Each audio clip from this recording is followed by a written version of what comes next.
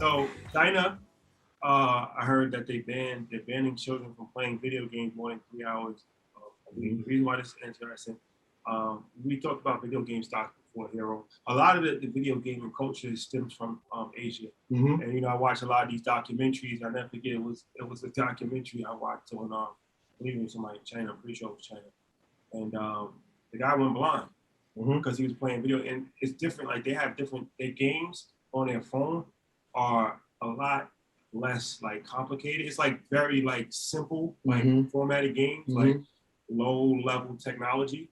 But those is like huge in China. And He went blind from playing video games? Yeah, that actually happened. Went blind. That's a fact. So that the video game addiction is huge, and it's also a big business. We talk about Hero, the video game ETF, Nintendo, even AMD. So what do we feel about that? Well, so I start my daughter, like I give her an hour on the iPad, come up off the thing.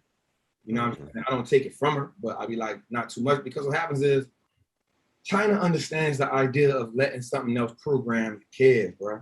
That's why they teach kids multiplication early. They teach them how to count from back to front, right? That's purposely done to enhance the brain. Over here, we program, we let our kids do that, to get into that. And then now they don't know nothing but the game. Like I be having to take it from my daughter. Like, yo, come up off that, man. You know what I'm saying? Then I get in there and start teaching and stuff. So I think it's a good thing. You know what I'm saying? I don't know. It's interesting because the words are very important, right? The key is that online gaming. It doesn't just mean gaming, right? Like I could still play my game. I just can't have that online factor. Like Trav, Shotty. I don't know, Shotty, you didn't really play video games like that, but like we come from that era where we would just play games. He was hooping all day. He was hooping, right? Like, that's what I'm saying. I never knew him to play a video game. I'll be honest. So, but game of life, man. Oh God! He gonna come kill it. I knew it. You left yourself open for that. He's a bar. Oh my God, he was waiting for that. That was an alley-oop for him. But it's still. I don't think it combats the addiction piece, right? Because I could still play without being online. It's very interesting because it feels like that control. Like in China's very big on control, right? So when they're saying that 3 hours a week, they're saying like, you can only play Friday, Saturday, and Sunday. And if it's a public holiday, maybe. But it's also requiring like the online gaming industry to say, look, you have to create an anti-addiction format in your system. And so that affects multiple industries now, right? Because now, like what Shadi was saying, AMD, you're affecting the semiconductors, right? Because if people are not consuming and using games anymore, then the supply goes down. If people, right? So you think about companies like a Nintendo, you think of companies like a Sony, like a Microsoft, and their gaming industries. What does that do? Because China is a major part of that. And also Tencent, right? If you look at Tencent, oh my gosh, like think about what that's about to do to that company. Like they've already been bombed with regulations, and now you put this into place. This is scary times. Yeah. But going back to my little conspiracy theory, China's plan for global domination. If I begin to take profits from the top companies, my people already, whether out of fear or out of force, act like a small military or a small army, and I can program my children. They are preparing for their generations to be able to dominate us. And if we're going to be honest, for those of you that have traveled abroad, we're behind in terms of education, lifestyle, health, and education dramatically. Yep. From a parent standpoint, I think it was very poignant. I love Steve Jobs dearly, but he wouldn't let his family use the iPad longer than an hour a day. And he created the thing. Now, when I was on stage walking around, like, now I was chilling on the couch at InvestFest, like, posted and wouldn't move. Like, so you have to then look and see, what does Steve Jobs know about the stickiness, as they will call it, or the addiction rate of the iPad and iPhone that is not being shared publicly, that can have a tremendous impact on our kids. And let's be honest, technology does not make you smarter, it programs you more. Yep. That's why when Pearson came on last week, he doesn't have social. I'm like, you are intelligent as hell to not get on social and get caught in that loop cycle of being drugged into everyone else's propaganda. So I think there is some control and fear-based stuff going on there, but from a parent standpoint, I think it's absolutely brilliant. It's good for the economy as well, man, for their economy. Like they just understand the power of that. Like I even read something a while back that says like even that whole scroll your thumb thing, just scrolling, like that's an addictive thing to do. You know what I'm saying? On a That's me on TikTok. yeah. Just, Well, you know, I had carpal tunnel syndrome. Like, I had I was on my phone a lot. I developed two things that got me a little nervous. A bad twitch in my eye. Yeah, that happened to me twice. Yeah. And also, my thumb like started shaking. So I'm left-handed, so I started using my other hand because I realized that I was my thumb. I was like developing carpal tunnel syndrome in my thumb because I was using it so much on my phone. That's an addictive thing. That I read of that, but that in itself, that scrolling. So I'm not mad at them. I'm saying I do it with my daughter. I'll be like, yo, get off that phone, yo. Yeah.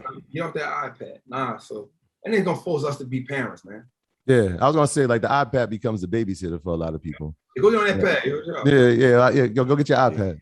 Yeah, straight up. And so like China has now become the parent for the country. Parent. Its own country. How are they planning on enforcing that? So that's what I was trying to say. Like, so they're saying, look, if let's say I have a PlayStation, they're saying like, look, you have to put something in your system, your online gaming system, that will restrict people from going past an hour online. You see what I'm saying? And so that now you infecting multiple businesses by putting these things in place, and you have such a large population. You got 110 million minors in the country. Yeah, but when they release that Madden, and if 2K finally make any improvements and opposed to just keep re-releasing the same game, we've been playing 2K the same one for 9 years. Ronnie, do something. You know that they have. God. Take Two Interactive. I hope you're listening. Yes, please. A rate that says how long, like even on Facebook, they have like when you look at listening to earnings calls and Twitter and Netflix, they have a stat for how long the user stays on. Right, that number is monitored heavy when you're looking at like social media. So you look at SOCL, which is a social media ETF.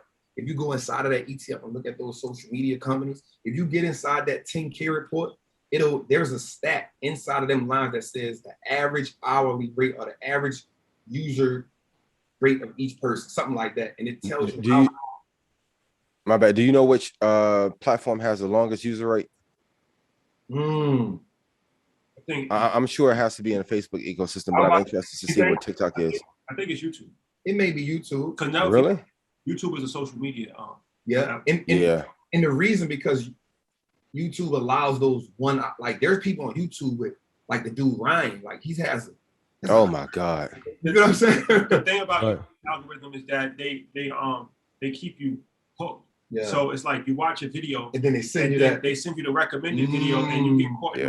You get caught in the YouTube web, and before you know it, you're like watching like BMF documentaries. Shout out, dude. Yeah. And you started out on a church service. I'm aware they got This video has been recommended for you. I know, right? Dang. They got the nerve to ask you, are you still there? Yeah. Man. The great advantage about YouTube is that the audience always gets younger. And so most platforms, they struggle with that, right? Because they got to figure out how they engage the audience. YouTube's audience, like we know as parents, right? Like when we had our kids were very young, we were trying to learn nursery things, we put on YouTube. And so people are always going to have babies. And so they've already have a built-in strategy. Look, our audience will always get younger. And so we can always stay afloat. That's why y'all should invest in YouTube. Hold up. Hold on. Google. I'm not a fan. Everything that I say is for entertainment and educational purposes only. Yeah. All investments, you should monetize the risk. You can't mitigate the risk. You should seek out a financial advisor. I know one by the name of Rashad. With that fire haircut. He can take it to glory. I can take it to the trap. PayPal 22411. If it gets there, I'll be elated too. I want to give you a lob. How Trap gave me a lob, bringing me out on stage. We should have brought that. We should have played that intro today, man. That was fire.